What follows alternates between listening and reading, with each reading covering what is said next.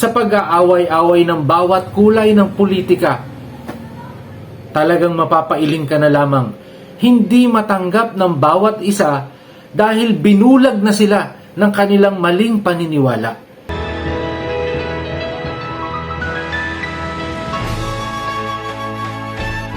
Sumagot si Jesus sa mga Hudyo, Kumikilos pa rin ang aking Ama, kaya't kumikilos din ako. kaya lalo pa ring hinangad ng mga Hudyo na patayin siya dahil dito, sapagkat hindi lamang niya nilalabag ang araw ng pahinga, kundi sariling Ama pa ang tawag niya sa Diyos at ipinapantay niya ang sarili sa Diyos.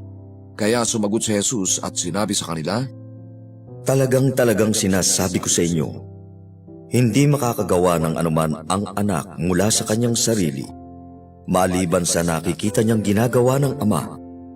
Anuman ang gawin niya, paganoon din ang paggawa ng anak, sapagkat mahal ng Ama ang anak, at itinuro niya sa kanya ang lahat niyang ginagawa. At mas mahalaga pang mga kilos ang ituturo niya, kaya't magtataka kayo.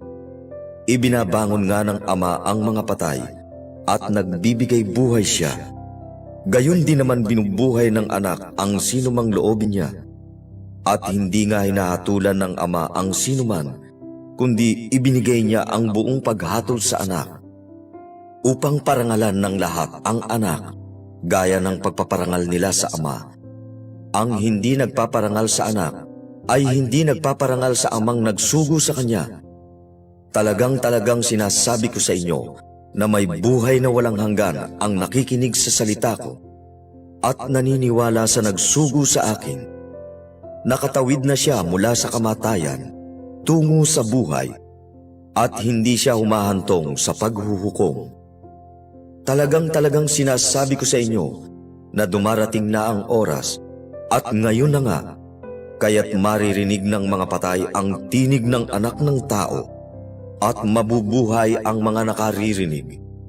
May buhay ang Ama sa kanyang sarili. Gayon din naman, ibinigay niya sa anak na magkaroon ng buhay sa kanyang sarili, at ibinigay din niya sa kanya ang kapangyarihang maghukom, sapagkat anak siya ng tao. Huwag niyo itong pagtakhan. Dumarating ang oras na maririnig ng lahat ang nasa libingan ang tinig niya, at maglalabasan sila. Papunta sa pagbangon sa buhay ang mga gumawa ng mabuti, at sa pagbangon naman sa kapahamakan papunta ang mga gumawa ng masama. Wala akong magagawa sa ganang sarili. Naghuhukom ako ayon sa aking naririnig, at matuwid ang paghuhukom ko, sapagkat hindi sariling kalooban ang hinahanap ko, kundi ang kalooban ng nagsugo sa akin.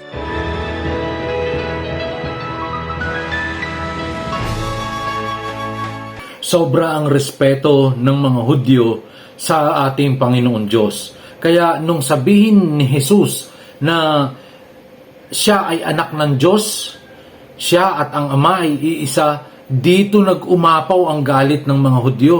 Kasi hindi nila matanggap na itong ating Panginoong Jesucristo na anak lamang ni Jose at ni Maria ay sasabihin anak siya ng Diyos, o siya at ang Diyos ay iisa, samantalang itong matatanda ng mga Hudyo na mga iginagalang ay hindi mabanggit ang pangalan ng Diyos, hindi mabanggit ang pangalan ni Yahweh.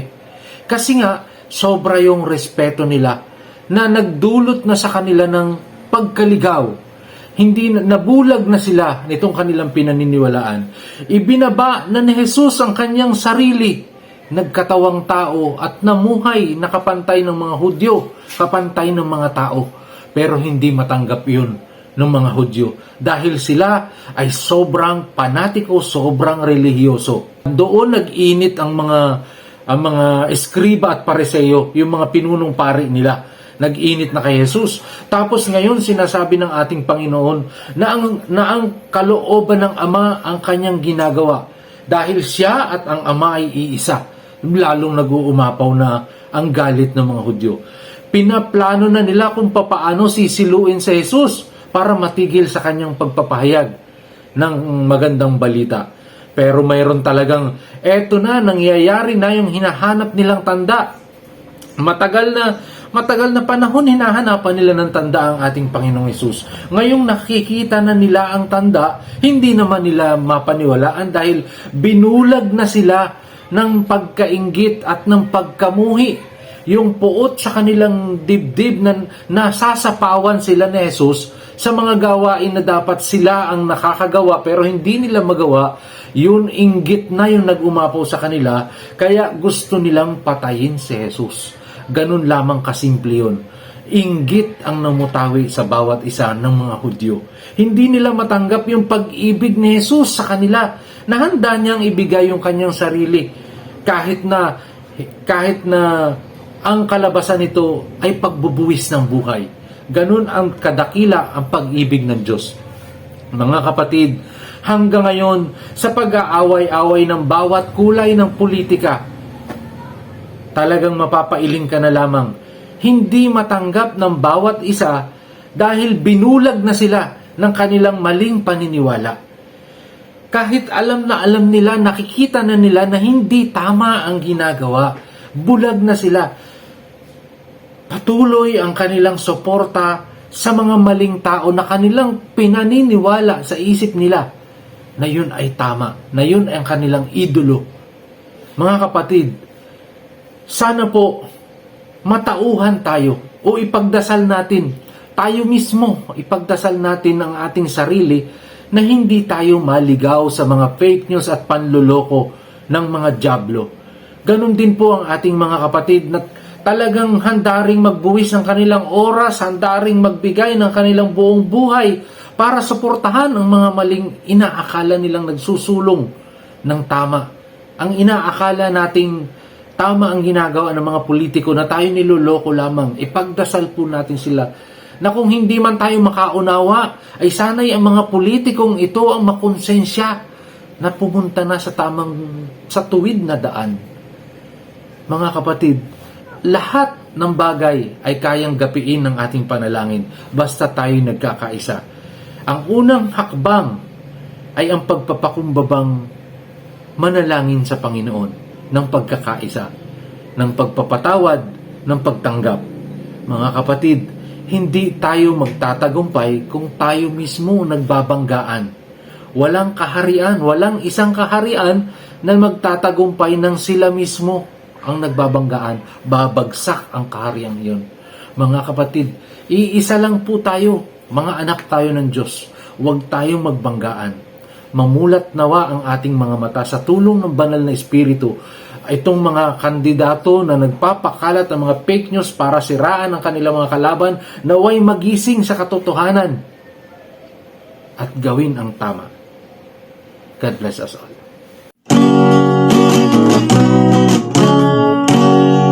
Kumusta ka, kaibigan ko? Kumusta ang lagay mo? Masaya ka ba ngayon sa kabuhayan mo? Kumusta ang iyong pag-aaral?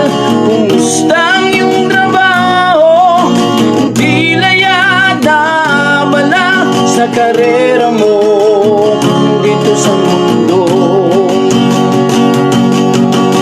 Huwag mo sanang kalimutan ang Diyos natin na namatay para sa'yo at para sa akin.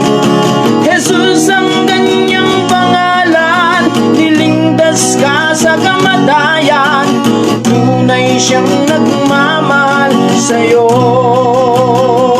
kaibigan ko. Kumusta ka, kaibigan ko? Kumusta ang lagay mo? Masaya ka ba ngayon sa kabuhayan mo? Kumusta ang iyong pag-aaral? Kumusta ang iyong trabaho? Tila yata abala sa karera mo dito sa mundo. Huwag mo sanang kalimutan ang Diyos natin na namatay para sa'yo at sa akin. Jesus ang kanyang pangalan, niligtas ka sa kamatayan. Tunay siyang nagmamahal sa'yo, kaibigan ko. Tunay siyang nagmamahal, si Jesus ay nagmamahal. Ang Diyos natin ay nagmamahal sa'yo, kaibigan ko.